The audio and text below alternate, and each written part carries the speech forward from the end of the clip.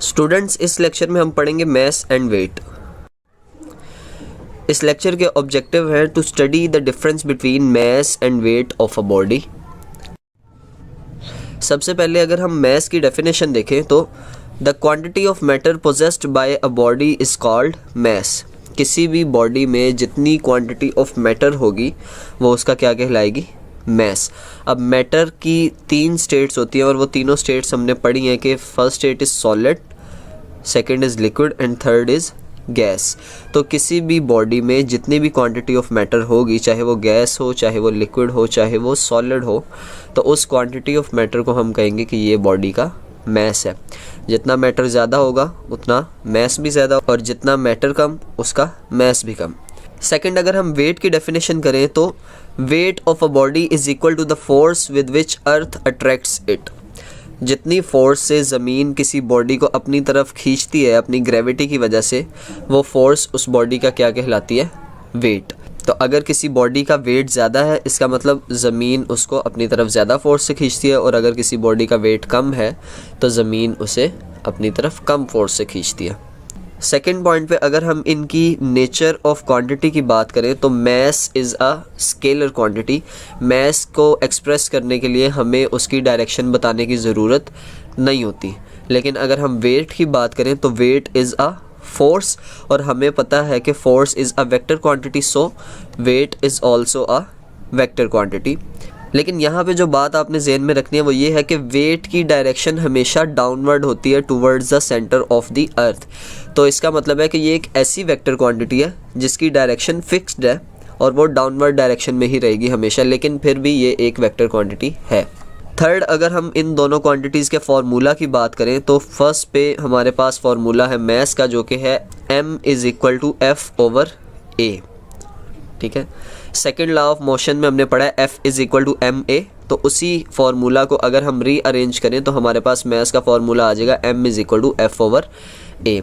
और सेकेंड, अगर हम वेट के फार्मूला की बात करें तो वेट का फार्मूला है W is equal to mg।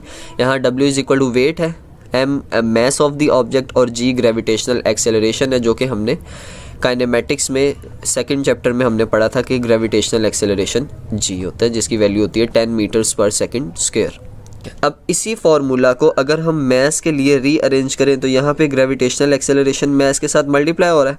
अगर हम इसको इक्वेशन की दूसरी साइड पे लेके जाते हैं तो यहाँ पे भी वेट से डिवाइड हो जाएगा, तो m इज़ इक्वल टू आ जाएगा W/g।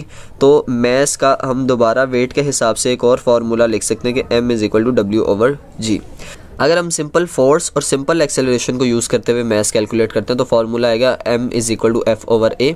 और अगर हम वेट को यूज़ करते हुए फार्मूला निकालते हैं मास का तो वो आ जाएगा m is equal to W/g। अब हम इन दोनों क्वांटिटीज़ के यूनिट्स को देखेंगे। तो फर्स्ट ऑफ ऑल अगर मास का यूनिट देखें तो इट्स ऐसा यूनिट इज़ किलोग्राम। तो जब हम एक्चुअल में अपना नॉर्मल रूटीन में अपना जब वेट बता रहे होते हैं 60 kg 65 kg, तो वो हम अपना वेट नहीं बता रहे होते, वो हम अपना मास बता रहे होते हैं, क्योंकि मास का यूनिट किलोग्राम है, वेट का यूनिट किलोग्राम नहीं होता। तो जितनी भी चीज़ें हम किलोग्राम में एक्सप्रेस कर रहे होते हैं वो एक्चुअल में हम उनका मास बता रहे होते हैं, लेकिन लगता हमें ये था कि हम वेट बता रहे हैं, एक्चुअल में वो उनका मास होता है। वेट के यूनिट की अगर हम बात करें तो इट्स ऐसा यूनिट इज़ न्यूटन। ऐसा यूनिट न्यूटन क्यों है? क्योंकि अभी हमने डिस्कस किया कि वेट इज़ अ फोर्स और फोर्स का यूनिट न्यूटन होता है। इसका मतलब है कि वेट भी जब हम अपना मेजर करेंगे तो उसका यूनिट हम न्यूटन यूज़ करेंगे, और जब हम किलोग्राम्स में बात कर रहे होते हैं तो वो हम उस बॉडी के मास को डिस्कस कर रहे होते हैं, उस बॉडी के वेट को डिस्कस नहीं कर रहे होते। नेक्स्ट पॉइंट हमारे पास आ जाता है कि its value is constant everywhere. Mass की वैल्यू हर जगह पे कांस्टेंट रहती है, वो चेंज नहीं होती, क्योंकि डेफिनेशन के मुताबिक अभी हमने बात की है कि mass is the quantity of matter possessed by the object.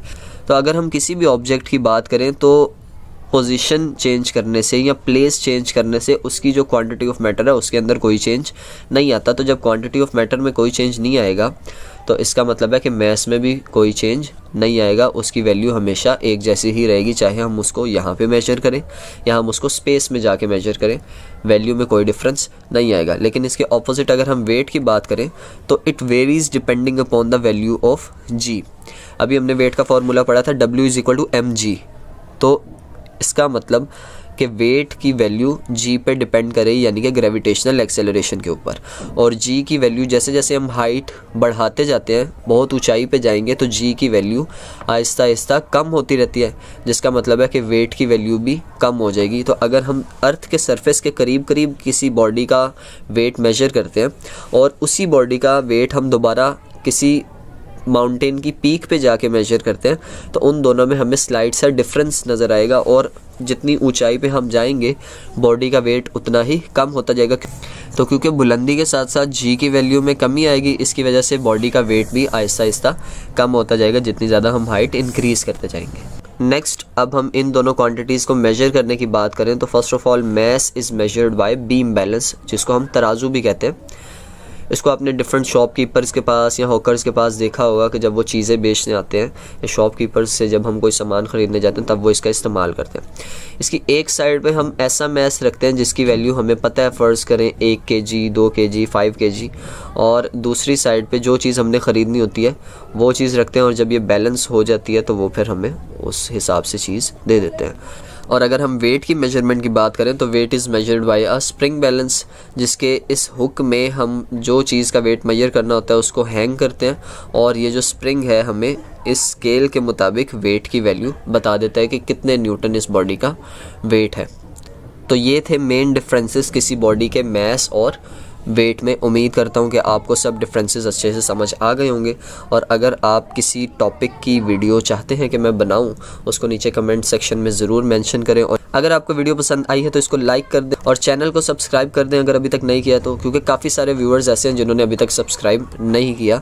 Bell icon को भी प्रेस कर दें ताकि अगली आने वाली वीडियोज़ के नोटिफिकेशन आपको सबसे पहले मिलते रहें, और इसको अपने दोस्तों के साथ, क्लास फेलोज़ के साथ शेयर करें ताकि वो भी इस वीडियो से फ़ायदा उठा सकें।